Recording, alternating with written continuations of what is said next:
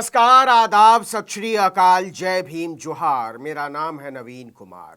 अब उम्मीद की जानी चाहिए कि रमजान के पाक महीने में बेंजामिन नेतन्याहू के देश की औरतों, बच्चों, बुजुर्गों और निहत्थे लोगों के संहार की आतंकी गतिविधियां थम जाएंगी, क्योंकि आखिरकार इजराइल की गंदी करतूतों पर अमेरिका को भी थोड़ी सी शर्म आई है और उसने संयुक्त राष्ट्र में इस मकसद से लाए गए प्रस्ताव पर वीटो करने से इनकार कर दिया। इससे बेंजामिन नेतन्याहू का गुस्सा 7वें आसमान पर जा पहुंचा है, लेकिन वो पैर पटकने के अलावा कुछ कर नहीं सकते।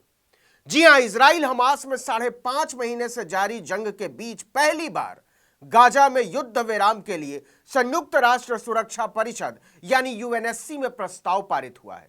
रमजान के महीने में हुई इस बैठक के दौरान 15 में से 14 सदस्यों ने प्रस्ताव के पक्ष में मतदान किया।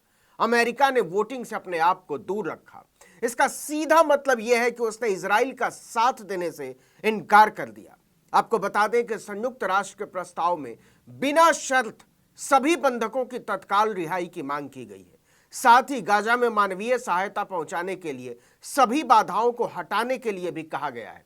यह पहली बार है जब अमेरिका ने सीज फायर के प्रस्ताव पर वोट नहीं डाला। इससे पहले 3 बार वह यूएनएससी में इन प्रस्तावों पर वीटो लगा चुका है। इजराइल को लग रहा था कि अमेरिका इस बार भी उसका साथ देगा, लेकिन उसे बुरी तरह निराशा हाथ लगी है।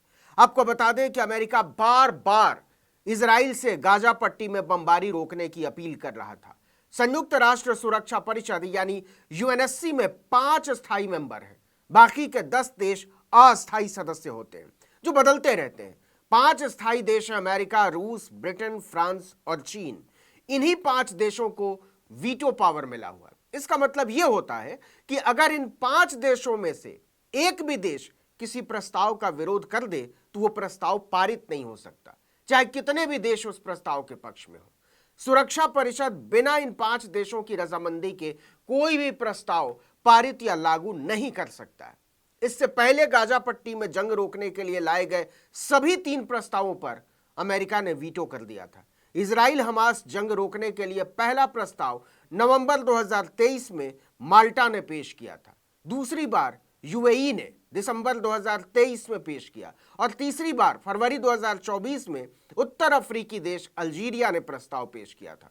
अमेरिका ने तीनों बार इन प्रस्तावों को ठुकरा दिया, लेकिन इस बार उसने ऐसा नहीं किया। बताया जा रहा है कि फिलिस्तीन को लेकर इजराइल के अड़ियल रवैये की वजह से अमेरिका नेतन्याहू से बेहद नाराज है। नेतन्याहू का साथ देने के लिए जो बाइडेन को दुनिया भर में तीखी आलोचना का सामना करना पड़ रहा है।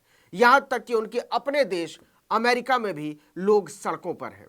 लेकिन मूल सवाल यह है कि क्या यूएनएससी में प्रस्ताव पारित होने से फिलिस्तीन के खिलाफ इजराइल अपनी जंग बमबारी रोक देगा? इसका जवाब न्यूयॉर्क टाइम्स ने दिया। उसने लिखा है कि यूएनएससी के प्रस्तावों को अंतर्राष्ट्रीय कानून माना जाता है। सदस्य देशों के लिए इनका पालन करना जरूरी होता है, वरना वो दुनिया में अलग थलग पड़ सकते हैं। लेकिन इजराइल के मामले में एक पेच है, वो संयुक्त राष्ट्र सुरक्षा परिषद का न तो स्थायी सदस्य है और न ही अस्थायी। ऐसे में वो इस प्रस्ताव को मानने के लिए बाध्य नहीं है। इस वजह से अगर सुरक्षा परिषद में कोई प्रस्ताव पास हो भी जाए तो यहां इसे लागू कराने का कोई जरिया नहीं है। लेकिन इजराइल अगर ऐसा करता है तो इसके सामने बहुत बड़ा जोखिम खड़ा हो जाएगा, मुश्किल खड़ी हो जाएगी, क्योंकि संयुक्त राष्ट्र सदस्य देशों से इजराइल पर कई तरह के प्रतिबंध लगाने को कह सकता है। इजराइल के प्रधानमंत्री बेंजामिन नेतन्याहू संयुक्त राष्ट्र में साथ न देने की वजह से बुरी तरह से भड़क उठे हैं।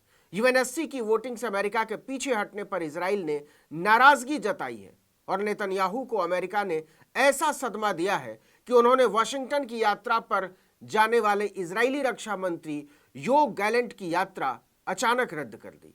इतना ही नहीं, इजरायली विदेश मंत्री कार्ड्स ने तो यहां तक कहा कि हम फायरिंग बंद नहीं करेंगे, हमास को तबाह कर देंगे और तब तक जंग लड़ते रहेंगे जब तक हर एक बंधक रिहा होकर घर नहीं लौट जाता। इससे संयुक्त राष्ट्र बनाम इजराइल का टकराव खड़ा हो गया है, क्योंकि एक तरफ इजराइल कत्लेआम रोकने से पीछे हटने को राजी नहीं है, तो दूसरी तरफ संयुक्त राष्ट्र सेक्रेटरी जनरल एंटोनियो गुटेरेस ने सोशल मीडिया प्लेटफॉर्म पर लिखा है कि यूएनएससी ने गाजा में एक लंबे समय से पड़े प्रस्ताव को मंजूरी दे दी है। इसमें तत्काल युद्ध विराम और सभी बंधकों की बिना शर्त रिहाई की मांग की गई है। इस प्रस्ताव को जल्द लागू किया जाना चाहिए।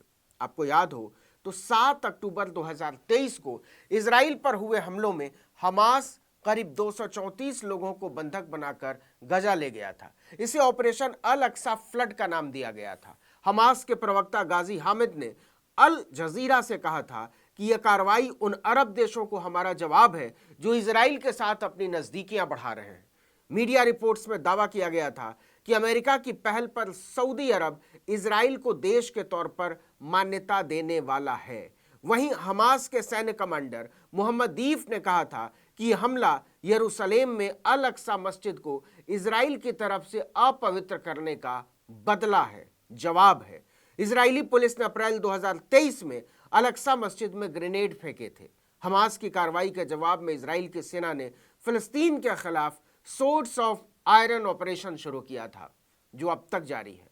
दोनों पक्षों के बीच अब तक सिर्फ एक बार एक हफ्ते के लिए 24 से 30 नवंबर तक सीज फायर हुआ था। तब हमास और इजराइल दोनों ने 7 दिनों के लिए अपने अपने हमले रोक दिए थे।